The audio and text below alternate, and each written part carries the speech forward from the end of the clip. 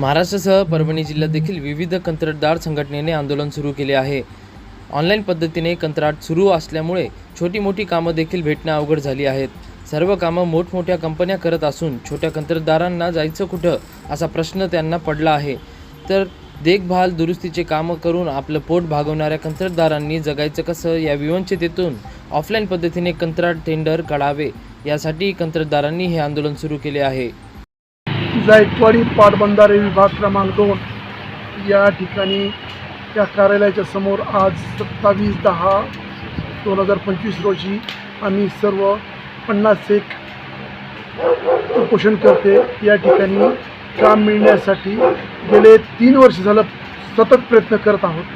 तरी आम्हाला या ठिकाणी कामावर अन्याय होत आहे या डिपार्टमेंटमार्फत। आणि जायकवाडी पाटबंधारे विभागाचे जे वरिष्ठ अधिकारी, अधीक्षक अभियंता, कार्यकारी अभियंता यांना वेळोवेळी संपर्कात राहून आमच्यावर कुठल्याही न्यायिक भावनेनं याने विचार केलेला नाही।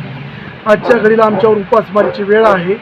सर्व कॉन्ट्रॅक्टर आम्ही सुशिक्षित बेरोजगार, काही संस्थेवर काम करणारे, सोसायटीवर काम करणारे लोक इथे या ठिकाणी आम्ही 33% आम्हाला कामं वाटप करा म्हणून अशी मागणी आमची आहे।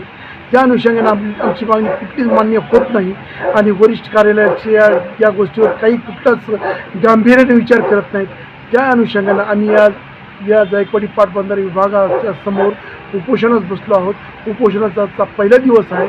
यदाकदाचित या उपोषणामध्ये आम्हाला न्याय नाही मिळाला आणि जर कालावधी लागला आणि उपोषणकर्त्यामध्ये काही जर तब्येतीमध्ये जर काही बिघाड वगैरे झाली, कोणाची काही चक्कर आली किंवा काही चक्कर आल्या किंवा पोट दुखलं, काय आजारी पडला, कोणाला काही झालं दुखापत, या गोष्टीचं गांभीर्यानं शासनाने विचार करून, कार्यकारी अभियंता यांनी विचार करून ताबडतोब आम्हाला न्याय देण्याचा प्रयत्न करावा। अन्यथा पुढील वाटचाल आमची अपेक्षा फार मोठं गांभीर्याने घेऊन पुढचं आंदोलन फार मोठं तीव्रतेचं राहील याची नोंद घेण्यात येईल। डिव्हिजन 2 या ऑफिसच्या समोर आम्ही सर्व आतापासून जो डिव्हिजन ओपन झालं आहे ते आजपर्यंत आमच्या जे सहकारी आहेत ते मॅनेजमेंटचे कामं ऑफलाईनमध्ये हातात आम्हाला देत होते। आता आजपासून बी जवळजवळ एप्रिलपासून आम्हाला म्हणले देतो नंबर येऊ द्या, मान्यता येऊ द्या, असं करून त्यांनी दिशाभूल केली आमची। आणि शेवटी त्यांनी सांगितलं की आता आम्हाला छोटे कामं काढायचे नाहीत, आम्ही 1,60,50,00,000 असे कामं याच्या ऑनलाईनला काढूत। आम्ही विनंती केली की बाबा ऑनलाईनला काम काढल्याच्या नंतर आम्हाला मिळत नाही, कोणी कुठून बी काम भरतंय, ते माणूस सापडत नाही किंवा ते मॅनेज होत नाही।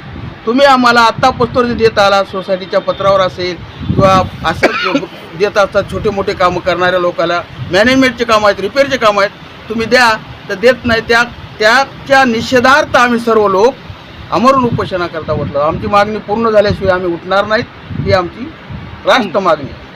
प्रतिनिधी रियाज कुरेशी, DLP न्यूज, परभणी।